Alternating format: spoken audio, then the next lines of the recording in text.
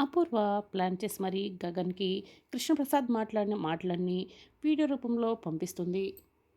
ఆ వీడియో చూసిన గగన్ అయితే కోపంగా రగిలిపోతూ, "ఏరా చూసావురా? మీ నాన్న ఏం చేశాడో? నా గురించి ఆలోచించలేదు. ఆడపిల్ల పరువు పోతుందని కూడా ఆలోచించకుండా ఇలా మీడియాకి ఇన్ఫర్మేషన్ ఇచ్చాడు చూడు. ఇది మీ నాన్న గొప్పతనం. అసలు ఏం చేస్తున్నార్రా? ఎక్కడున్నార్రా ఆయన?"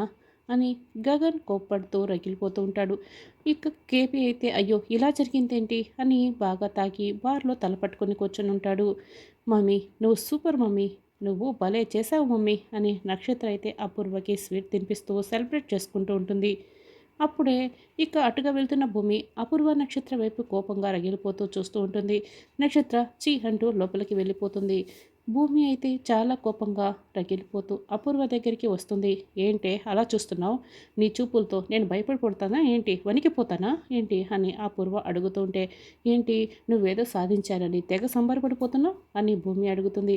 ఇదంతా చేసిన దానికి నీకేం లాభం అని భూమి ప్రశ్నిస్తూ ఉంటుంది. నిన్ను గగన్ని వేరు చేసేశాను కదా!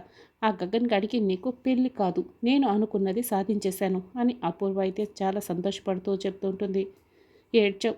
7 జన్మలెత్తినా నువ్వు మమ్మల్ని విడదీయలేవు. మా పెళ్ళిని ఆపలేవు అని భూమి అంటుంది.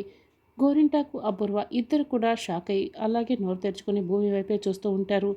భూమి ఇంకా ఏదో చాలా మాటలు మాట్లాడుతూ ఉంటుంది. అపూర్వ అయితే ఇంకా షాక్ అయ్యి భూమి వైపే చూస్తూ ఉంటుంది.